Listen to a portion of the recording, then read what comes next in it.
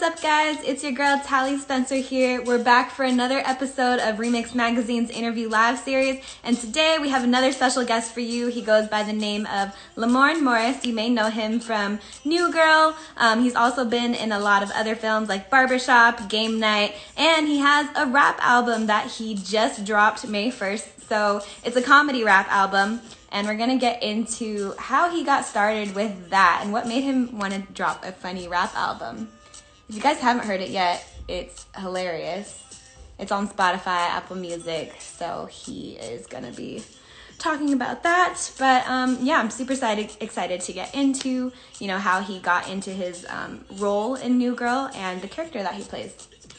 So if you guys have any questions, feel free to drop them in the question box. I'll be checking it out periodically throughout the interview. Hey, what's up? Yo, how you doing? Hi, good. How are you? I'm good. My apologies. Yeah, I set like my phone to have something outside, and then I was like, damn it. It's all good. It happens. I was just playing some of your music from your rap album for the people. So we were enjoying that. Oh, yes. The morning after pill. The morning after pill. I definitely want to, learn more about that. I know it just came out a couple of weeks ago, but first and foremost, how are you? How have you been during the quarantine? Been good. We're just working, plugging away, writing a ton, developing as much stuff as we can. You have so much downtime that you take it for granted. So now we're like, okay, you know what? Let's stop just being lazy. Let's work out every day. Let's write. Let's create. Stay active. So when this thing is over, which looks like soon, we can get back to being productive. And yeah. Well, what about soon, you? How you doing? I'm good as well. I mean, same as you, trying to stay busy, productive. I feel like I'm just now starting to get into the groove of things, and just trying to get into the routine. But it's been good. So Right. yeah. But thank you again for joining us today. We're really excited to have you. A lot of people know you from your show New Girl, and you've also been in Barbershop, Game Night. You have a very broad experience of, doing different things. So I just want to get into, a little bit more about you and how exactly you got to where you are. Just starting with, you grew up in Chicago. Yep. When did you know that you wanted to pursue a career in acting? I used to play basketball, and I just wasn't as good as I thought I was, and so I had to find something to occupy my time. So I was always a performer. I was always goofing off, doing impressions, roasting people like that. That was something that we did a lot as kids growing up. So I didn't even know there was an avenue for that. Even though you watch TV and you see all these people, doing it, on a higher level. You don't equate that with your life, especially from where I come from, Southside Chicago. That wasn't something that I was thinking about, Right.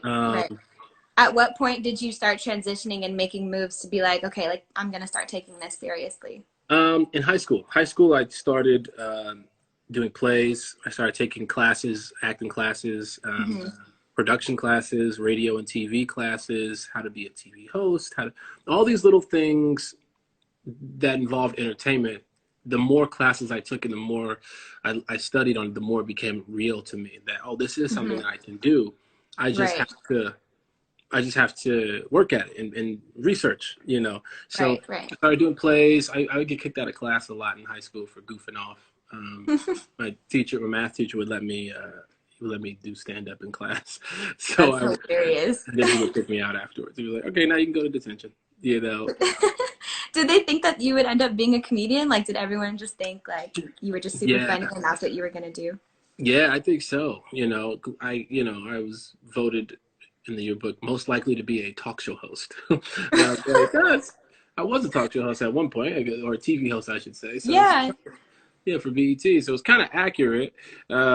But I started taking classes at Second City, doing improv on stage, and that's when I realized, like, this is what I'm going to be doing for the rest of my life. Do you have a favorite episode in New Girl? Favorite episode? I don't know if there's probably a bunch of favorite episodes. Probably the one that I wrote. I Which wrote one did you write? I wrote an episode called Par 5. Maybe change to Par 6. Anyway, yeah, but it was an episode where Jess is trying to get funding for her school, so she goes golfing with Zoe Lister, the Jones who played Fawn Moscato on our show, and then my character was going through a bit of a racial thing. This happened right after I wrote this episode based off of. It was after the situation in Ferguson happened, where people were marching and protesting, and I decided that on the show, my character was a police officer, and I decided I didn't really want to wear a police uniform in that moment. I just felt I was in such a low spot mentally after Right. seeing what was happening with black citizens all over the country. I started feeling like, man, like why aren't these people being arrested? What's going on? Why do they keep mistaking us for criminals? Like this, like it felt like we're reliving the 50s and 60s all over again. It felt strange, and so I was like, man, I just don't feel right wearing the uniform. And so Liz Merriweather called me and said, hey, let's address it. What do you want to talk about? What do you want to say? What are the issues that you think? How do we keep you in the uniform? Because it's a great character choice, but also address what needs to be addressed. Right. Yeah, you can't just ignore it. Yeah, and I get it. It's a series, so you can't just shut everything down and go, we're not doing this anymore. So that's when I decided to write that episode. Kiersey Clemens plays the girl I'm dating in that episode, and she is amazing. She's one of the best actors in the world. So if you don't know who Kiersey Clemens is, do yourself a favor and look her up. Look up her movies. Look up her shows. She's awesome. So she came in and helped us out big time. She plays someone who's protesting the police, and I'm a police officer. And so I'm like hiding the fact that I'm a police officer because I really like her until it comes out and I have to like say something, you know. Yeah. But yeah, so that's essentially that episode. And that's probably my favorite because I got to write. I also directed an episode too, which was great as well. That was a lot more stressful, but I'd probably say the one that I wrote was my favorite.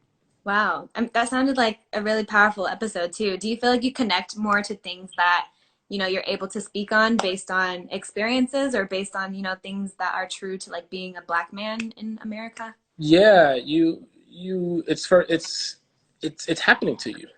You know what I mean? It's the life that you're living. It's something that's happening in real time. So you have a voice, you have an opinion on it. So therefore,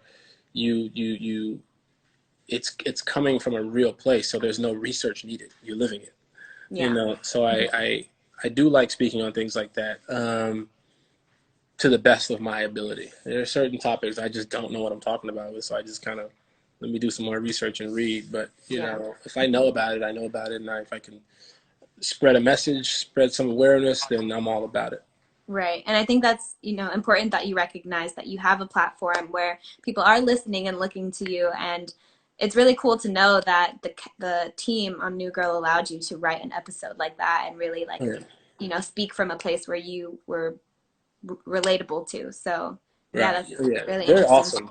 Shout out to the creators of that show and the showrunners and the producers and the execs. New Girl was and so that's why I decided to create the narrative of this album. Where the narrative of the album is a guy who doesn't quite fit in, and he's not comfortable in his own skin based off of what people are saying around him. So he decides, oh, y'all want a nigga? I'm gonna give you a nigga. So he turns into this artist, and he slowly starts to become the stereotype he was trying to avoid. Yeah, no, it does. It does. And I definitely get that from the album. You know, there's certain tracks on here. I mean, like, I Do Drugs is a perfect example, like, even with the titles and Gary's House, Out My Face. In what ways do you feel like, you know, that you're trying to push that narrative? And do you feel like it got received in the way that you intended it to so far? I know it's only been a couple of weeks, but what has the response been like? The response has been great. The response has been, you know, awesome. I didn't do a real push. You know, this is something I just want to put out. Like I said, this is a 5-year-old thing that when you're on hiatus, you're like, or you're on quarantine, you're like, you know what? It's time for me to actually put something out. You know what I mean?